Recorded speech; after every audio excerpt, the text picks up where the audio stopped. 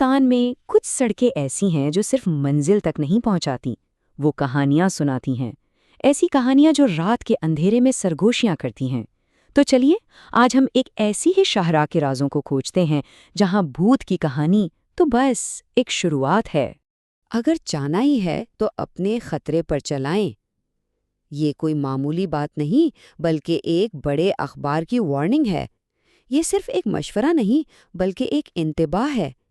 لیکن سوال یہ اٹھتا ہے کہ آخر خطرہ کس چیز کا ہے؟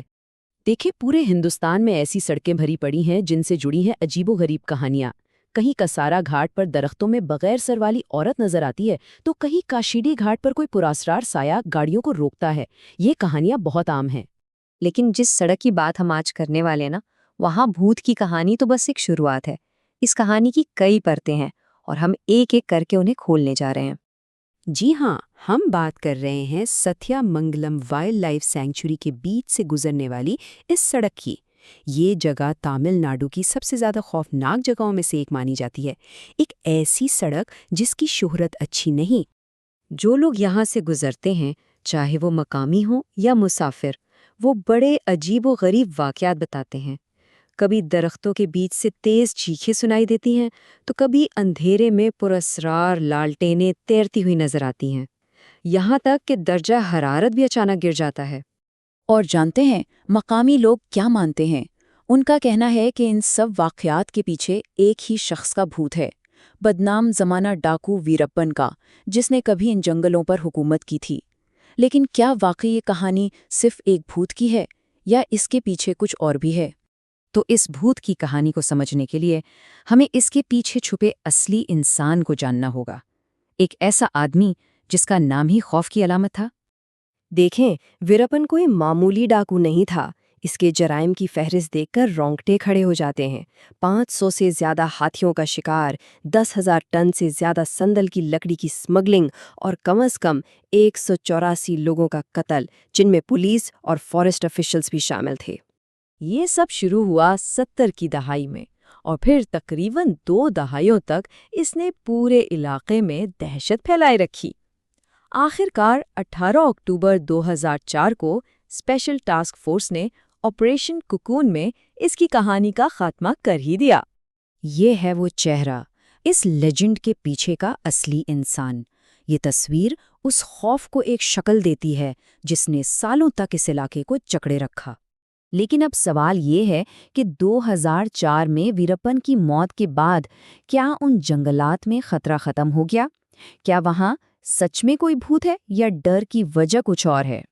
ویرپن تو چلا گیا، لیکن جنگل کا اصل خطرہ وہ تو آج بھی وہیں موجود ہے۔ اور یہ کہانی بھوتوں کی نہیں بلکہ جنگل کے اصل زندہ شکاریوں کی ہے۔ ملیے اس جنگل کے دوسرے شکاریوں سے۔ ایک طرف رات کو شیر اپنے شکار کے پاس کھڑا ہے تو دوسری طرف گنے کے کھیت میں چھپے ہوئے تیندوے۔ یہ کوئی بھوت نہیں، یہ حقیقت ہے۔ اس ستیا منگلم ٹائیگر ریزرو میں جانتے کتنے ٹائیگرز ہیں؟ 83۔ یہ ایک بہت بڑی تعداد ہے جو بتاتی ہے کہ یہ جنگل واقعی ان کا گھر ہے۔ اور بات صرف ٹائیگرز پر ختم نہیں ہوتی، یہاں 132 تیندوے بھی رہتے ہیں۔ مطلب یہ جنگل ان بڑے شکاریوں کا ایک گھر ہے۔ اب ذرا اس نقشے کو دیکھیں، یہ جنگل کے اصلی خطرے کی تصویر ہے۔ یہ جو کالے نقطے ہیں یہ ٹائیگر کے حملے ہیں اور نیلے تکون چیتوں کے، اور یہ سب حملے مویشیوں پر ہوئے ہیں۔ اور غور کریں کہ یہ حملے انسانی آبادیوں کے کتنے قریب ہو رہے ہیں۔ یہ چارٹ اس خطرے کو اور بھی صاف کر دیتا ہے۔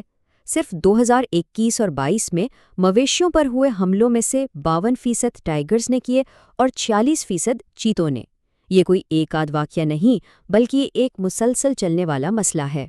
تو اس کا مطلب یہ ہوا کہ یہ سڑک صرف ایک سڑک نہیں ہے، یہ ایک میدان جنگ بن گئی ہے جہاں انسان اور جنگلی حیات کا ٹکراؤ ہوتا ہے۔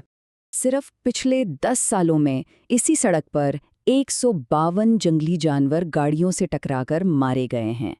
یہ ایک بہت بڑا اور افسوسناک عدد ہے جو اس ٹکراؤ کی قیمت دکھاتا ہے۔ تو کیا ایسا ہو سکتا ہے کہ یہ سب کہانیاں آپس میں جڑی ہوں؟ جن بے جسم چیخوں کی بات ہوتی ہے، کیا وہ ان 152 جانوروں کی تکلیف کی عکاسی ہو سکتی ہیں جو سڑک پر مارے گئے؟ اور وہ جو تیرتی ہوئی روشنیاں ہیں کہیں وہ ان شکاریوں سے بھرے جنگل کی حقیقت تو نہیں؟ اور ویراپن کا بھوت شاید وہ اس خوف کی علامت ہے جو ان جانوروں کے متسلسل حملوں سے پیدا ہوتا ہے۔ یہ خطرہ اتنا اصلی اور سنگین ہے کہ حکام کو ایک بڑا قدم اٹھانا پڑا۔ انہی جانوروں کی موت کو روکنے کے لیے اب اس سڑک پر رات 9 بجے سے صبح 6 بجے تک سفر پر پابندی ہے۔ تو پھر آخر یہ بھوت کی کہانیاں بنتی کیسے ہیں؟ بات صرف آسیب اور سایوں کی نہیں ہوتی۔ سب سے پہلے ایک خوفناک کہانی جنم لیتی ہے۔ اس کہانی کے نیچے دبی ہوتی ہے ایک ظالم ڈاکو کی تاریخ، اس کا خوف، اور سب سے گہرائی میں ہوتا ہے اصلی ماحولیاتی خطرہ، یعنی جنگل کے اصلی شکاری۔ یہی تینوں چیزیں مل کر ایک ایسی طاقتور کہانی بناتی ہیں جو نسلوں تک چلتی ہیں۔ تو اگلی بار جب کوئی کسی آسیب زدہ سڑک کی کہانی سنے تو ایک لمحے کے لیے یہ ضرور سوچے گا کہ کیا یہ کہانیاں ہمیں مردوں سے خبردار کر رہی ہیں یا پھر زندوں سے۔